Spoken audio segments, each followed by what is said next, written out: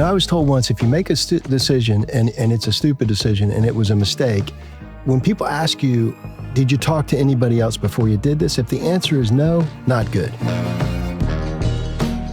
Welcome to Veteran Led. Today's guest is Mark C. Fava, author of Lessons from the Admiral, Naval Wisdom and Sea Stories for Leaders. From the chief operations attorney at Delta Airlines during 9/11 to now, the vice president of the world's largest aerospace company. Welcome to the show, Mark. Great, John. It's great to be here with a fellow lawyer and a fellow veteran. So thank you so much for having me. But what I love about your book, and a spoiler alert, Mark was not the admiral. This is great. He was in the Army, we would call it the aide de camp to the admiral, and basically learned those leadership lessons, was in the room when the important decisions were made, but more importantly, he learned the basic lessons that made him a great leader that could help not only junior leaders and managers, but also lawyers, as Mark was a senior partner at a well-established law firm before he took his current job at Boeing. So there's a lot to unpack today, and I'm excited to have you here. But tell us, what led you to write the story, to get these lessons down on paper and to publish it? Yeah, listen, it's what you said. I my last job on active duty in the Navy, that's what I was. I was admiral's aide, and I used all the things that he taught me and that I did in that job, the habits I was using as a reserve officer. I was using in law school. I used as an associate. I used as an in-house lawyer at Delta, and it just kept going and going. And I would do stuff, and I'd say, you know what, I figured this out, and I first was taught this in the military as the aide. So COVID came along. I decided it was time to stop watching so much Netflix and finally write a book. And that's what I did. That's when I did it. Yeah, and I did the same thing. The lessons I learned were early in my military career, not later, because your military career in the reserve, you did 30 years, correct? Correct. 6 active and 24 in the reserves. Yeah. And it's amazing that we still hold on to those lessons we learned as junior officers, but I don't think we really realize how important they were till we become senior officers or field grade officers, and we're like, wow, that was pretty important. Right. It, like I said, you're still thinking, well, wait a minute, why am I doing this? Oh yeah, because I did this a long time ago, and the importance of it. And I loved how it transferred to the civilian world and then to the practice of law. It's the same type of attention to detail that we focus on, the same type of excellence, the same type of appearance.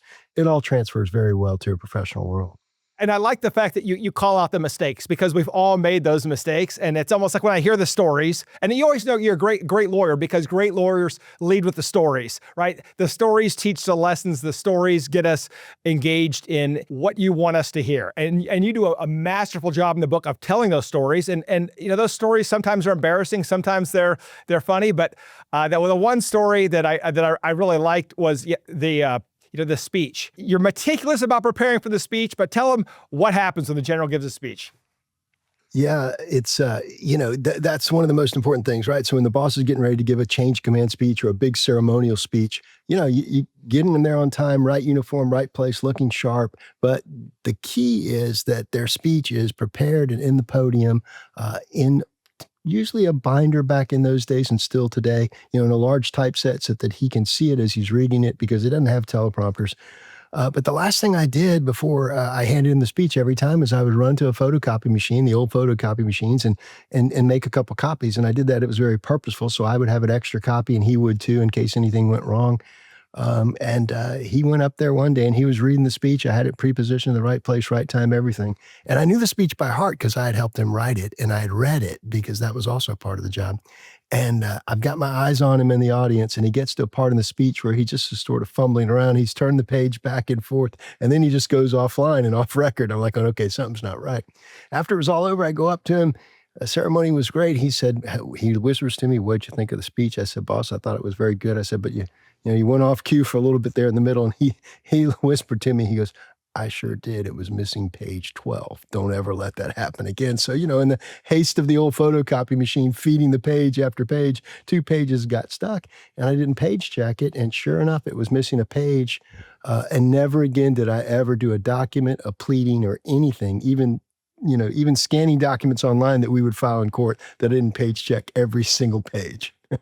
And this is great because the lesson pays off later when your job is on the line. And take us through that. The senior partner is asking you about this document, whether all the pages there, whether it's perfect, and you're able to say yes. So take us through that. I think that's a great lesson. Yeah, gosh, John, it was even even better than that. So it was at my current employer. We had just opened the factory in Charleston at Boeing, South Carolina, a multi-billion-dollar investment. The general counsel who had hired me is flying in from Chicago to do a big press event. All local officials are there, elected officials. And he's doing the same thing the Admiral did 20, 30 years ago. He's redlining the speech at the last minute. I'm running a page over to my trusted assistant who had been with me at the law firm. And I get back over to him, and as he's making the corrections, we're printing the page off. I'm looking at my watch. It's 20 minutes towards, tea time. The press is there, and I'm handing him the pages, and he looks at me, and I hand him the final binder, and he said the exact same thing. He goes, "Is it correct?" And I said, "Yes, sir," because she checked it, and I checked it. And he says, "Missing any pages?" And that's the first time I'd had anybody ask me that since the Admiral had told me I had missed a page. And I said, "No, sir." And he said, "You going to bet your job on that?" And I said, "Yes, sir." And he said, "Okay." So, because I knew I wasn't missing any pages at that time. And I love that. That level of competence is what we all want in our lawyers. Would you bet your job on it, right? Before I sign this pleading, is it perfect? And I think back to my dad's era. This is back when trial lawyers really tried a lot of cases. He would have multiple jury trials a month. And the legend, at least what I hear from other lawyers that worked for him, that were law clerks and junior associates, were that he would, he'd do the strategy in the case, and then he would let those lawyers run with it. And back then, discovery wasn't what it is today. But those trial books, those trial binders, he would come in Friday, review it all weekend, and then pick the jury on Monday. And so his expectation was, if you're going to learn from me, because I'm going to give you my time and you're going to get paid well, but you had better have this done, and it better be done right, because this client's future depends on your ability to get it right. And as you know, you miss something, you may not get important evidence into the case, you may lose the case. And so his expectation was, you had better make sure that everything, all the exhibits are ready to go, that we have our facts straight, that we are the most credible lawyers in the courtroom. And if I can't count on you to do that, you're not going to be sitting at counsel table. And I think that's a great lesson. And obviously you've seen it too on the transactional and on the side of, the general counsel looking at this huge deal. It's got to be perfect. And they know that Mark Fava is going to deliver. And I think that when you do that, there's no better feeling. Yeah, no, listen, John, and I saw it as a litigator going up against very capable trial counsel like you. And I said, look, we got to know everything, and we got to know it better than the other side, because the other side's coming in prepared, and there's no excuse for not being prepared. And I say that in the book, I might not be the sharpest lawyer, but you're not going to out-hustle me, and you're not going to be prepared more than me, and I'm going to know the facts better than anybody else. And sure, there's room for mistakes, and there will be mistakes, but if you've prepared as much as you should, you can get around the mistakes. You can say, okay, there's a way to get from path A to path B. But I love the story about your father. I mean, I just have these images of just the old, same thing. I had some mentors, just the old Charleston trial lawyers, and man, when they came into court, you knew they were ready and they were good. Yeah, and it's an adversarial system. And my dad would say trial is the closest thing you'll ever see to combat, because second place in combat is death. Second place at trial, you lose. And the client's not happy. No. Yeah. Not at all. So I think that was a great analogy from a veteran, right? When non-veterans say that, it doesn't mean as much. But I want to go into your ability. I mean, you've taken, what I like is you take the lessons, and even your personal life. You talk about the general's luggage, and you can't take your eyes off it. Don't let anybody else touch it. And I think, sometimes we want to be accommodating, especially as professionals, whether you're a corporate executive or a lawyer, we want to be cordial, but hey, do not touch that luggage. And you have to use the general stars sometimes to get people to back off. So tell us a little bit about that lesson and how it's helped you. Yeah, it's very important when you're an aide de camp or an admiral's aide, because you are the most junior person. You're wearing the aiguillette, so people know you're the aide, but at the same time, you are giving direction and order to people who are very senior to you. The goal is to be able to deliver it diplomatically, cordially, so that they get the message and they follow through. But there are some people, like you said, be it that there's very, they're very eagerly anxious to help. But to me, sometimes that help would get in the way of my system. So I didn't have time to lose the admiral's luggage. I had to get it from the plane to the car and get it in the car before he got there. And I couldn't have anybody. And I knew how to put it in the car, right? I put his stuff in. last my stuff in first, because when we got to the destination, his stuff comes out first. So every now and then someone would grab a bag and start going away with it. I said, "Oh, I got the admiral's bags." And, like you said, they're trying to be helping. They'll say, "We'll take care of it for you." I said, "No." And then you would have to up the amplitude as long as they didn't follow your direction. I got, "That's okay, Lieutenant, I'll get it for you." I said, "I really need to take it." And then finally, when they would start walking away with it, it said, "I'm the only one that carries his bags," and gently you would get there. But at some point, you've got to make it very clear that you don't have time for anybody interfering with you, and you can't stand there and talk to him and say, "Look, this is why." And I call that using the admiral stars. Use them sparingly, use them when you have to. And it's the same thing in a law firm, or the same thing, when the boss wants you to do something, to elevate or escalate that. But make sure when you're doing it, you understand that you're doing it diplomatically, and you let the boss know you're going to do it. Right? You don't want to be throwing people's names around without letting them know. I think that that's important, because when you abuse that privilege, the boss will probably never entrust you with those stars again. Once you abuse that privilege, you tarnish the reputation of the admiral. And no one's going to listen to you, right? And everybody thinks you're the person that always cries wolf and uses leverage as his name. You lose credibility. I mean, I call it the initial guidance. That first month on the job, the admiral brought me in his office. One of the things he told me was, "These are my stars. You can use them, but use them sparingly if and when you need to." And every now and then I had to just say, the admiral wants it that way. Now, he hadn't told me you have to do it this way, but I had to use that leverage to get people to listen to me when they weren't listening. Yeah, and I love the way that you also, the practical application. First of all of my future executive assistants are getting this book. Like I said, we grew up in the military, so we understand what an aide de camp is supposed to do, but less than 1% served in the military. So I think it's sometimes hard to communicate it, but your book does a great job through the stories of telling why it's important. But I loved when you had to go at the hotel room. Hey, you're going to have this key. You're going to have it ready.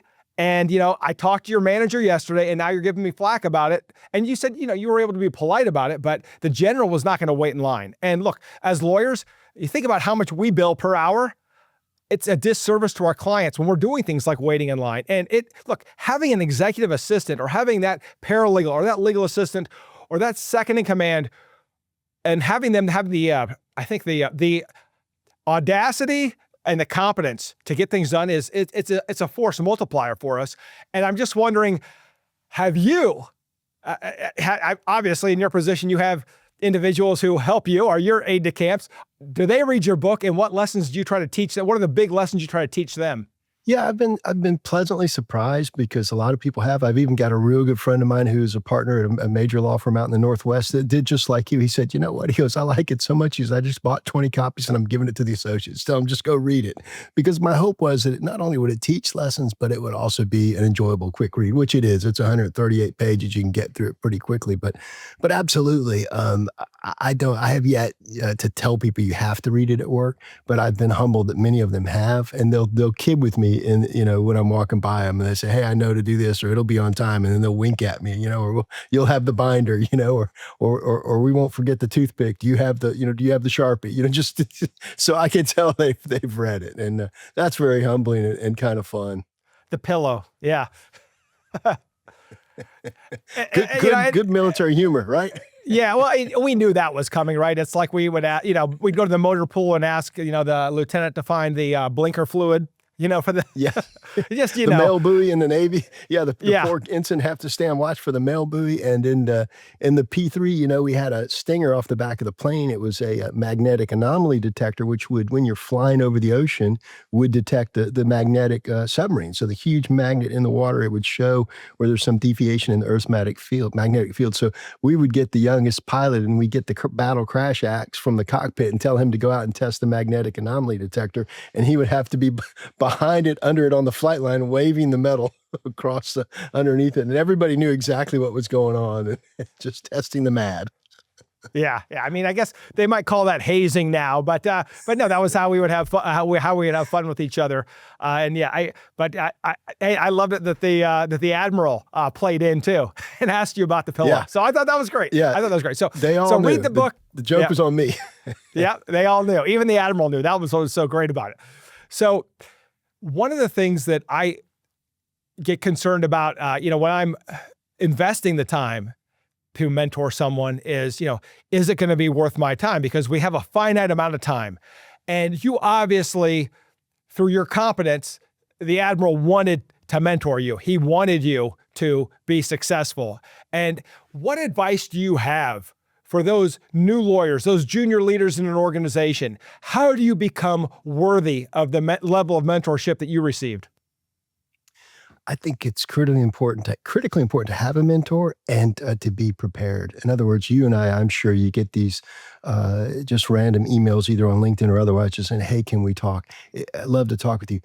Oh, I want to know, what do you know about me? Why do you want to talk to me? And what are your questions or concerns? And I think it's no different than going to the courtroom, no different than going into a deposition. But if you're asking somebody for their time or for their help, just come with a plan. Hey, I saw you here, I saw you there, I read your book. I'm really interested in becoming a trial lawyer, an aviation lawyer. How do I change from a vet? Stuff that you do very well. I've got a veteran problem. And then you're very respectful of their time. And boy, when you or I get those kind of messages, I think it's 9 times out of 10 I answer them and say, "Sure, we'll get some time on the calendar." And then just a quick thank you email afterwards. I'm happy to talk to people. But it is nice if they come somewhat prepared and not just, "Hey, I just saw you give a speech. Can we talk?" Well, okay, I don't know. What do you know what? Because then you and I could pass it off to our very trusted assistant and say, "Can you get me the information, get me prepared, and let's book this." But I don't want to sound like I don't want to do it. I'm happy to do it, but you make it so much easier for your mentor if you come prepared. Yeah, I have noticed that it's a pretty easy litmus test. When I get that, it's like a young non-commissioned officer, a young enlisted soldier that comes to me and says, "Sir, the regulation says this, and I've looked at this. I don't know the answer." Like the junior associate who says, "I've looked at the case law, I've looked at the statutes, I've gone back through the legislative history, and this is my question." As opposed to they come and they say, "Mark, I have a question. What's the answer?" I want to know they did the homework for me. I don't want the lazy questions, and I think that those are the people that I want to mentor, the people who respect my time and actually do the work and ask thoughtful questions because they did their homework. Absolutely. In the practice of law, or even as a military officer, as you become the department head or the boss or the company commander, you want people to identify issues and or problems and bring those to you, but come with recommended solutions, right? Don't just throw the problem in your lap. So for me, with the admirals, it's like, "Look, I don't think we can do this, but here's what I recommend. We do 1, 2, or 3. These are the choices. I recommend 2." Wow. I mean, that's a lot different than coming to a boss and saying, "I don't know what we're going to do." I, uh, I one time said to the general counsel of the company I'm working for, he has since moved on, but there was a little bit of a mix-up, a debacle, and he was, giving me a good old-fashioned chewing on the phone, which I probably deserved. And I said to him, "I'm sorry I didn't see that coming," because I was just going to own it. All right, I'm owning it. And he told me, John, he said, "I pay you to see things coming. Don't ever say that to me again." It's just like, woof, I got it. And I didn't. I mean, he said, "You're there to look around the corner and to be the person on the spot to help advise me about what's going to happen in the future. Don't ever say that to me again." And I didn't. You're always playing that what if game, right? Absolutely. And I noticed that, before you ask your boss for help or admit, that you don't know the answer, ask somebody else for help. And when you get lost on the ship, and I understand how I've been on some Navy ships and they can be confusing, but you found a knowledgeable senior salty person and said, "Hey, I need some help." And you got to the location on time. So take us through that story and what was going through your head when you're like, "Oh my gosh, I may have got the admiral lost," because we always said you can't spell lost without LT, right? We'd make fun of lieutenants all the time in the infantry for getting lost in the field, but you got lost in the ship. So tell us about that. Yeah, it was a quick trip to a ship, a small destroyer, small Navy destroyer. Usually when we did that, I would have an escort because I didn't have time to memorize the pathways and the passageways and get from point A to point B. But this was a really small one. It was very clear, but it was back in the day. They gave me a diagram. They said, "You're going to get on here, go down this hallway, or passageway, go up one flight of stairs, turn left, and there will be the wardroom." Okay, you know what? I can do that. It was not an aircraft carrier. I could do that. So, we were on time. I was 10 minutes before we were supposed to be in the meeting room. we got on board, and I started making my way down the passageway. And sure enough, there was, big brown tape crisscrossing the passageway, and there was a sailor waxing the floor, and it said, closed due to field day. And I'm thinking, this isn't good because I don't know how to get from point A to point B. Admiral's breathing down my neck and said, "Where are we going? Do you know where we're going?" Well, I knew where we were going. I just didn't know how to get there. And at that point, I knew it's like, okay, either you can guess or you can grab somebody to help you. And I saw an incredible chief walk by, and I just said, "Chief, this is the Admiral. We're getting to the wardroom." And I gave him that look like, I need help. And he immediately picked up on it and said, "Got it, sir. Follow me." And I think it's critically important. And I even did that, John, in the practice of law. One time in my early career, actually, I was a senior associate. I was in default. It's just a terrible feeling. And the plaintiff's lawyer was a very good college friend of mine, and he couldn't let me out of a default because his client would refuse to grant him that authority. Same thing. I went to a senior partner and I said, "I'm in trouble and I need help," and people will help you. And yeah, just for the two terms I want to clarify. For the guys in the infantry, field day is not you're going out to the field. It means you're cleaning stuff. We would call that red cycle. And then and then default means missed a deadline, correct? Bad. Yeah, miss a deadline. Like default judgment. Right. And in our practice, you're given, if somebody files a lawsuit, you're given maybe 20 or 30 days to answer it. And those are calendar deadlines. And I think the deadline might have been like the 20th, and I had counted it for the 30th. And when I found out about it, the motion for default judgment, the other side had already moved, which means the whole case is thrown away and you don't even get a case, right? You go right to a damages phase, which is legal malpractice. It was absolutely horrible. But thank goodness a senior partner took care of me. And, 60 days later, we were out. But gosh, I got to tell you, it was a rough 60 days of no sleep. Yeah. Hey, go ugly early. If you're going to make that mistake, let somebody, I learned this in the practice of law. It's amazing to me. If we can find out about a mistake, the sooner we can find out about it, the more we can do to remedy it. Yes, and if we don't find out about it till later, they only get worse with time and less fixable. Yeah. Wow. But that's a great lesson. And I think also when we, look, we're going to fail as leaders, as lawyers, but just to be honest about it. And they don't tell you in law school, you're going to fail a lot of times. Instead of, they scare us, that, you can't do this, you're going to lose your job, you're going to commit malpractice. There's going to be a case in these case books written about you, but they don't tell us, hey, bad things are going to happen. And it's really important that you seek counsel. And I've seen it happen where a lawyer didn't actually screw up, but they thought they screwed up. So they told the client that caused all this unnecessary distress. And it's like, you just threw yourself on the pike. You didn't need to. If you just would have asked for help, this could have been solved. And then the client fires them and all these bad things happen. But it's just, asking for help early, like swallow your pride. Hey, I'm lost. I don't know the answer. I'm in a new area. I think so many people, especially in a law firm, are willing to help, but there's this false, I think, sense of, hey, if you're asking for help, that's a sign of weakness. You're not that smart. And it's simply not true. And obviously you've experienced that many times over. What advice do you have for those junior people coming to new organizations that, like a new ensign or new lieutenant, want to show up looking great, want to impress people, but they don't have the knowledge to do so? What's the best advice you have for those new leaders that want to make the impression, but they just don't have the experience or knowledge to be who they want to be yet? Well, I think you've already said a couple of things. I mean, do your research, right? I don't start any new job without knowing the org chart, figuring out who the people are, knowing a little bit about their backgrounds. I figure out if somebody was I went to Chapel Hill as an ROTC person. If they went to Chapel Hill or Duke, I know that. If they were a veteran, I know that. Because that just shows that you're coming in prepared. And then find somebody that you trust that can help you, and especially if you're working for somebody, you can figure out what they like and what they don't like by everything they've done before, right? So in our practice, you can figure out the pleadings. In the military, you can ask another department head or another lieutenant. And a good person, even if it's a competitive environment, is going to help you because they want you to succeed as a teammate and as a member. So I think it's critically important. I mean, I didn't do anything with a major person without talking to that executive office assistant. What is he like? Would you look at this PowerPoint? Would you look at this presentation? Is this going to go okay? He likes 15-point punt and no more than 3 bullets on a page. okay. I mean, how cool is that? You go in armed with something that he or she already likes. And that's easy to do. It just shows some preparedness and foresight. Yeah, I once, when I was in Iraq, I was at a briefing, and a major was briefing a full bird colonel, and the major was reading the PowerPoint slides. And the colonel tossed him out of the briefing. He's like, "That's not how you brief. You don't read slides to me. I can read it." And bam, he was thrown out of the meeting. So, yeah, yeah, he might have wanted to ask that question, but yeah, before, absolutely. Now, one thing I want to get in about you, and it made sense to me. I mean, you're a pilot. And so you have that pre-flight checklist. You're used to following those checklists. And now as a lawyer, obviously, same thing, right? You're very meticulous in doing that. And I'm just wondering for individuals,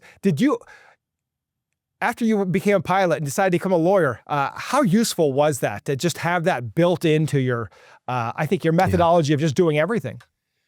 Yeah, so I'll be real clear. I was a backseat guy, right? So I wasn't actually flying, but I was the tactics officer, the weapons officer, the mission commander, because that's what you could do in a P3. But everything was driven by practice, training, and checklists. And there were some things that you had to memorize, right? There were some emergency procedures that you knew that if it happened, even in the back, if we had a fire, if we had smoke, if we had something, we're 1,000 miles away from the nearest airfield. So, we got 12 people on that plane and that's it. That's the team. And the nearest air base is 2 to 3 hours away. You had to know some of that stuff by excellence and memory. And as soon as the flight station or somebody in the back called, there's smoke in the cab and execute the fire bill, every member of that crew, all 12, knew exactly the first 5 steps that they had to do, right? Because we had trained with them, because we had practiced with them, and because we'd had real fires on board. We have all those electronics. So that precision, that excellence, that timeliness, the importance of taking off and arriving on station, no different from when you're in Iraq. Look, this is the time we need to be there, and this is the time the ordnance is going off. All of that is critical, and it was the same thing for us. This is the time we think the submarine is there. This is the time you got to be there for the fleet, and this is when they think you're going to check in. And if you don't check in at this point during this time frame, you're subject to being shot down. You're going into a hostile environment. So you take all that stuff, that attention to detail, and for me, it was seamless to going into the law. And there's gray areas, right, for us, but the hardline truths and the rules. And I think that's why it was just wonderful, because I was able to do the reserves for 24 years and go back and forth either to the law firm or to a corporation and use the same principles because they're transparent and transferable. So now that we've made the bridge, I want to take you to September 11th, 2001. What's your job and what's going on? Yeah, I was approaching partnership in a Charleston law firm, but trying to really break into aviation law. And a buddy of mine from high school who had flown B-52s and then had gone to law school and was at Delta called me up and said, "You need to come to Delta. And we're looking for a chief operations attorney." And I told him not only no, but hell no, because I'd just gotten back to Charleston. I'd finished law school. I was coming home to establish my practice where my family was. But I went and I interviewed with him, and the general counsel said, "Look, if you want to be an aviation lawyer, you got to come work for Delta." And I did. And that was 41 days before 9/11. So I went there thinking it was just going to be, no more billable hours, easy corporate life. And gosh, the world changed incredibly that morning. I was with the general counsel in the Renaissance Hotel, which is right there on the flight line of the Atlanta airport. We were in a large conference room briefing, ironically, all of our corporate security directors on the most recent FAA cases in the law. When back then, in those days, we had pagers. Everybody's pager started to go off at 8 o'clock or so in the morning, or 8:30 when the first plane hit. And I tell you, that next 3 years, staying there through 9/11 as a in-house at Delta was the most formative for my career and allowed me to become an aviation lawyer. And at that point, I got to imagine there's just chaos throughout the industry. Yeah. How are you able to, and that there's the military communication channels and everything is just going crazy. At that point, being the new person, were you able to be the voice of reason and keep people calm, or were you just as freaked out as everybody else? I think, all of us had that period of time where nobody really knew what was going on. And then when we started to figure out, by the time the second plane hit the second tower, we knew something was going on and we knew the country was being attacked. And the irony was, John, that we at Delta had an emergency procedures manual, just like we did in the military. So anytime there was an accident or incident, everybody knew what they were supposed to do, and they knew where they were supposed to go. And they had an operations center, get this, that was modeled after a military operations center by veterans. And it's still run today. And part of a side room of that operations center is the emergency operations center. It's only open when the bad stuff happens. Otherwise, you've got this huge room full of, expert pilots for every single platform, manned 24/7 in case somebody calls with a question. Flight attendants, same thing, so they can manage crew scheduling. It's a fascinating room, but we all knew who would go into the room of the Emergency Operations Center. And by the time we finally figured out that no Delta planes were involved, and all the planes got parked that day, it was pretty incredible because what I had, when I'd come to work every day and I heard that constant buzz of the jet noise because the headquarters is right there at the Atlanta airport. I never will forget this. I parked my car, walking into the office, and I actually heard birds in the trees for the first time. It was so quiet. It was surreal. This airport that had been a den and a hub of activity from, 5 in the morning until midnight or 2 in the morning was just dead quiet. Yeah, that was an amazing time. I was a 2L in law school. It's my second year. Wow. And I was in Omaha, and I was driving home to Lincoln after this had happened to see my parents, and I saw a plane overhead. Of course, what's between Lincoln and Omaha? SAC, Strategic Air Command, right? So that was Air Force One, the only plane in the sky that day. Wow. Yeah. So that was, but I remember seeing that plane thinking, wait a minute, there's not supposed to be any planes out. But that was an interesting time. And let's fast forward to now, as a senior executive at the top of your game right now, what are the things that are most critical to you? What do you wake up and think about every single day? Gosh, in the aviation context, and this is true for all of us, we all think about, the safe execution and the compliance of the aircraft and getting the passengers from point A to point B safely. I mean, it's inherent to the people that do the job and has been. I don't get into current events, but whenever you hear anything or see something, that's the first thought that goes to your mind. Was it as safe as it should have been? Was it designed the way it should be? So I work with about 140,000 people that are incredibly conscientious. A lot of veterans, not only on the commercial side, but also the defense side. We make the F-18. We just got awarded the new fighter. And there's a great sense of pride to be able to develop something, especially for the warfighter, that can go forward. But you got to do it, and it's got to be compliant per regulation and per rules and per what the FAA says or per what the military wants. And that's, I think, the most important thing that we're doing right now. Yeah, I think one thing that really helped me in the military as a young officer was I had to do risk assessments for every single operation, whether it was a mission on a deployment or a daily training exercise, whatever it was. We just got in the habit of always assessing risk. And so, going to law school and learning about negligence and standards of care and safety, it was, oh yeah, I understand this. We did this all the time. But it is one of those things too, where it's all theoretical in law school. But when you've served in the military and you've seen bad training accidents happen or bad things happen where we weren't as safe as we could have been as leaders, and America's sons and daughters have been put at risk, that's something that doesn't leave you. And I think as a lawyer, then being able to identify risks and look out for that liability, the negligence, all the things, the buzzwords we use in law school, they're much more real when you've served in the military and you've seen the stakes. Sure, absolutely. It's so funny because I see, you and I see things through that lens, right? We see it through the military risk and the legal risk. So, I might see, some shop that has a trampoline out in front of the shopping center, a bunch of kids jumping on the trampoline on a cement parking lot, because it's Children's Day. And I don't see a bunch of kids having fun. I see risk. I'm thinking, gosh, I don't know if they should be doing that. No, my kids aren't getting on that. It is a different lens. And you've got to temper that with what you and I do all the time, what's acceptable risk and what's not. And that's, depending on the level of expertise. I work with a lot of engineers. I did at Delta. You rely on them for that level of expertise, the engineering expertise, but you ought to be able to understand what the client is saying and then agree or disagree as you apply the law to it. Yeah, I think back to one of the first lessons I learned. My father and I drove to Fort Benning, Georgia. That was my first duty station. And my dad, that was his first duty station. So we went to the officers club back when I don't know if they still have an officers club anymore. I know that all the things have changed, but we went to the officers club and there was a special forces colonel sitting there. And my dad had his famous case, the Green Beret affair in Vietnam. And so they started talking about that. And he said, well, this is my son. He's a brand new infantry lieutenant.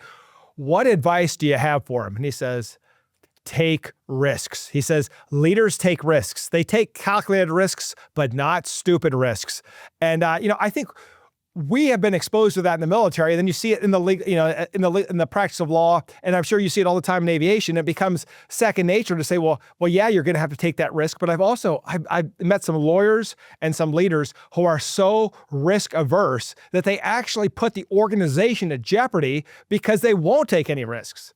How do you advise those leaders when they're asking you as a lawyer, how do I take this? Do I do this? Do you try to steer them away from taking? They say I want to do whatever, something new, exciting, and you're like, yeah, that's great. Here's the risk. Do you try to steer them away, or do you say, here's how you're gonna mitigate it, and it's your decision, or do you try to help them make the decision? I think it's a combination of the two latter, right? I think if I was told once, if you make a decision and it's a stupid decision and it was a mistake, when people ask you, did you talk to anybody else before you did this? If the answer is no, not good, right? So what I do when I'm assessing risk is I talk to other people who are in the same profession. I say, look, here, do you have 10, 15 minutes, whatever? Or if it's something pretty significant, can we sit down and let me go through this with you? To be able to surround yourself with other people that have that level of expertise and can pressure check the risk assessment that you're making is great. It's so funny. I didn't spend any time active duty in the Navy on an aircraft carrier. I mean, all my buddies were carrier guys, and I was an land-based person in the P3. But when you were talking about that risk assessment as it applies to not only the law but to your civilian world. Last year, I got the opportunity to go out on a Navy aircraft carrier on a Boeing-sponsored trip. It was phenomenal because we bring a bunch of young engineers and we let them see the Boeing F-18 flying in and off the carrier that they're designing, and they get to talk to the pilots in the ready room. I went sort of as the old man mentor and chaperone because I just thought it would be cool, and it was a phenomenal experience. But on the back of the flight deck where the landing officer stands and the paddles, and you're right there, to get up to that back area, you've got to, it's pretty bad. You've got to climb up a ladder. There were a bunch of hoses, and the ship is gently rocking. I went up there a couple of times, but it was pretty exciting. But you get to the last section and, you're standing about waist high and you've got to push yourself up onto the deck. And I wouldn't say it's compliant with OSHA. There's no bars and no handles to grab onto. So I'm with all these young engineers, or early career engineers, I should say, and they're just pushing themselves up and jumping on the deck. And, I'm struggling and they're giving me their hands and it's slippery on the deck. Well, I did that 2 or 3 times. Phenomenal place to be because that plane is coming right down at you. The last night we're sitting in the ready room and they said, hey, Faber, we're going back up again. You want to go? And, I was tired. It was dark. It had been raining. And in my mind, I'm running the risk cube. And I'm thinking, you know what? The other day I had trouble. It's dark. It's wet. I've been up there 3 times. I think the probability is, pretty high that something might happen on this 3rd or 4th time. And if it does, it's not going to be good for me. So I just said, you know what, thanks. I think I've seen it enough now. And that wasn't overly paranoid, but that was just a competent risk analysis that I'd carried over from the military. And I said, I'm good. Thanks. And they all laughed, but I just sat there in the ready room and had a great time. Yeah. And how do you advise and coach leaders so that they don't reach that level of, I think, risk aversion where they're scared to do anything? Because let's face it, right? When I'm talking to people, you're going to send an email, expect it to have an exhibit sticker on it. Your deposition is going to be taken. They're going to ask you, who else did you talk to? So you might, and sometimes we try to protect our clients by giving them advice saying, if things go bad, these are the questions you're going to have to answer. And for some leaders, I've noticed they get that scared look and they think, uh-oh. And then our other leaders say, well, that's what I'm paying you for. If there's a problem, you're going to fix it, right? So how do you deal with leaders that sometimes are paralyzed by that sense of risk and understanding that every decision has so much gravity, and you make a lot of big decisions yourself. How do you understand that I'm not going to be foolish, I'm not going to be careless, I'm going to put myself in the mind state to make the best decision? We've already said you're going to talk to other people, but what else do you do? Yeah, I tell people, look, and we've talked about failure, right?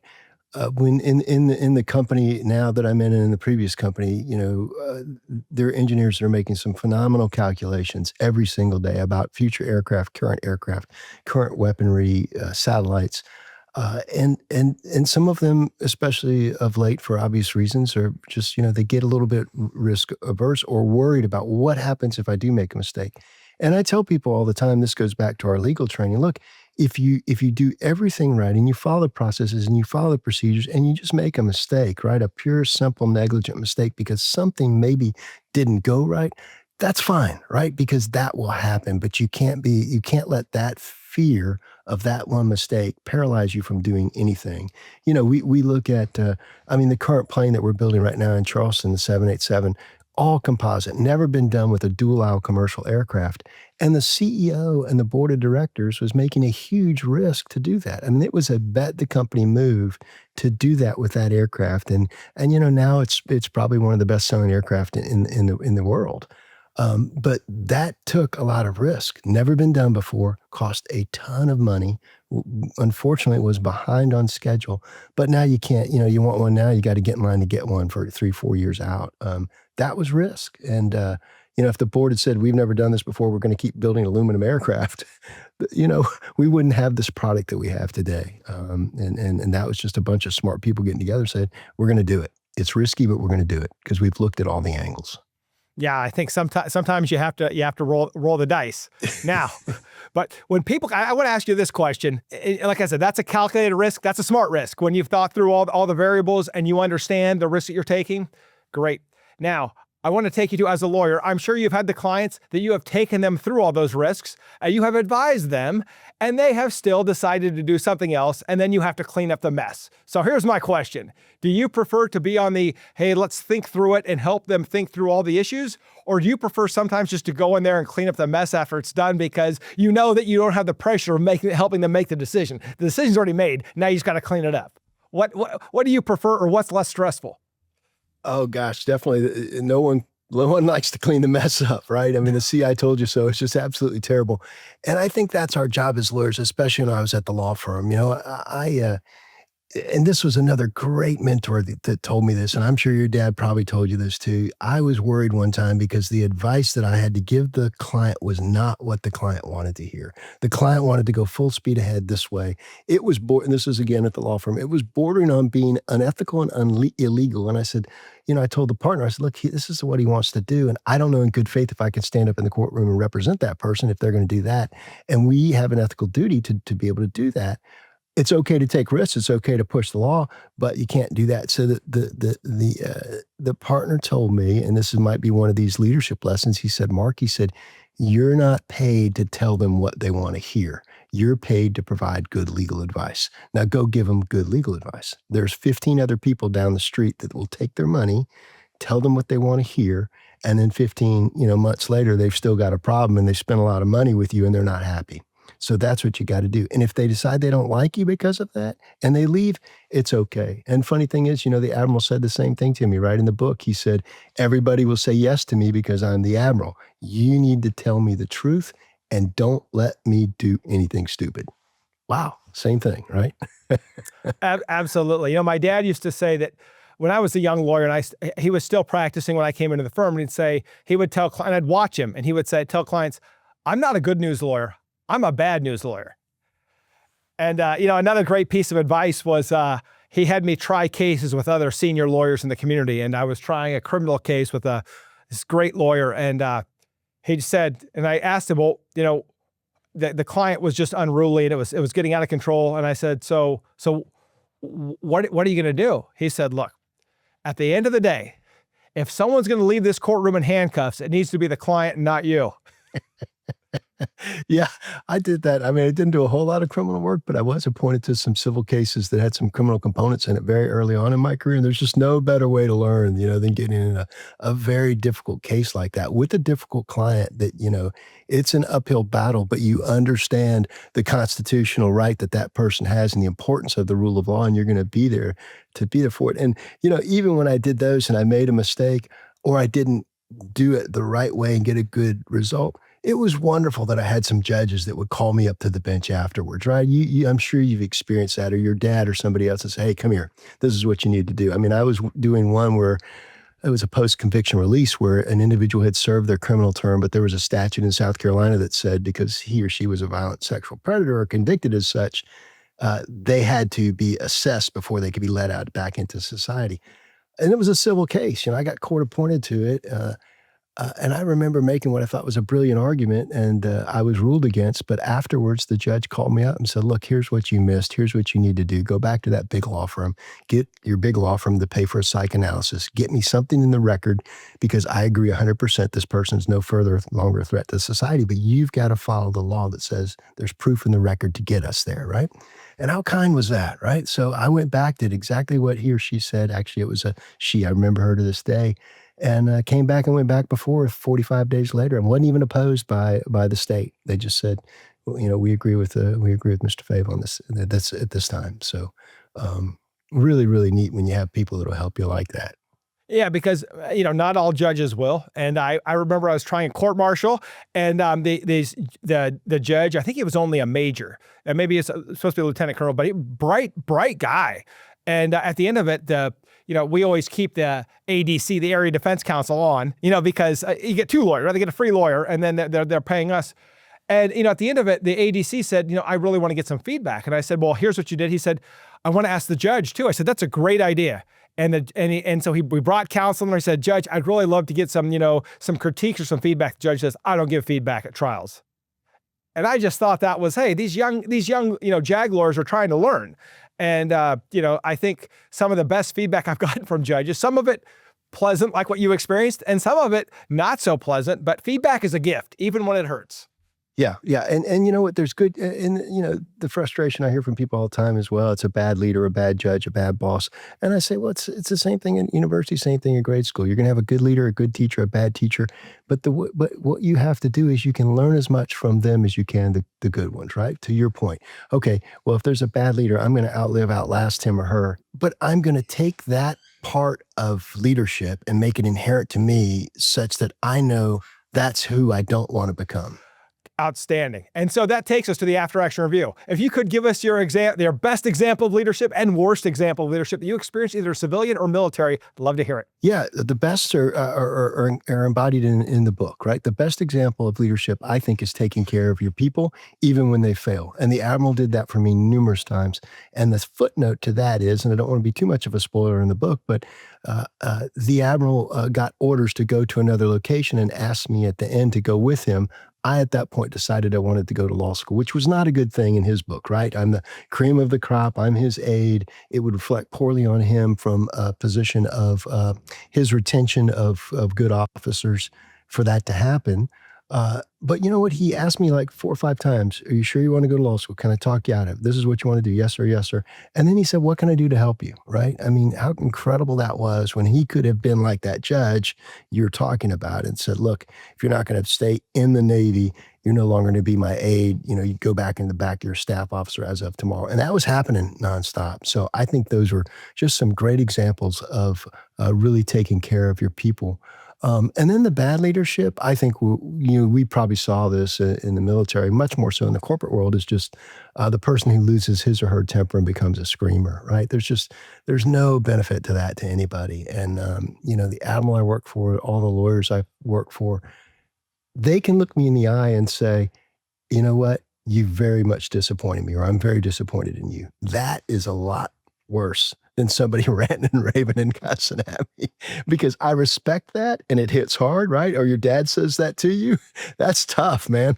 And I think that the person who gets excited and cusses and throws stuff, this is back in the day. I haven't seen it in quite a while, but it happened. And that I thought was just poor leadership. Yeah, a lot of times there's just loss of self-control. And you know what? We've all been there where we just lose our temper. Yeah. Yeah. I was a hothead as a young lieutenant, especially when things were going bad in the plane and we were losing the submarine and the equipment was going down. I was right there with them, and that was just not the place to be. Absolutely. Well, Mark, where can veterans and other listeners learn more about you, your book, and where can they get your book, Lessons from the Admiral? Sure. It's definitely available on Amazon. It's an Amazon bestseller. You can also get it on barnesandnoble.com, and in both of those locations. And then the website is markcfava.com. And it's on audiobook. I did the audiobook, and would just be tickled pink if you got the book and let me know what you thought. And I also noticed that you are on LinkedIn. And where else can people learn more about you other than your website? And because I know a lot of veterans, I didn't know this, but the military community is huge on LinkedIn. I didn't know that till about a few years ago. Yeah, huge on LinkedIn. The publisher said, go where your people are. And for me, it's always been LinkedIn because the professionals, the lawyers, and the military has started a presence there. But a lot of my veteran friends are, and it's this thing of age, are still on Facebook. So I've got a Facebook, markfava.com, Mark Fava, and then I've got a Lessons from the Admiral Facebook, and then that goes over into Instagram. So between the four of those, you can always find me, but LinkedIn is probably where I am most active, and definitely you can pick me up there. And finally, we'll end it with this. You don't even have to explain why. Who is the leader that you admire most? Gosh, it sounds like it's probably the same as you, as my father. You know, my dad commissioned me in the military. Like you, my dad was a Navy captain. At the University of North Carolina, Chapel Hill, at the Old Well, the day after graduation, he commissioned me, and he told me, he said, "Son, you're going to do well. Take care of your sailors and listen to your chiefs, and you're going to do just fine." And he didn't say salute the senior officers, follow the general. He said, "Take care of your sailors and listen to your chiefs." And to this day, my dad went on to be the county administrator for Charleston County. Took him through Hurricane Hugo, but to this day, I'm sure just like your father, when I bump into people in Charleston and they say, "Oh yeah, you're Ed Fava's son," I smile because, it's just such a wonderful, wonderful thing. And he was the one that provided me so much advice and from a leader, both in a civilian capacity and as a military captain.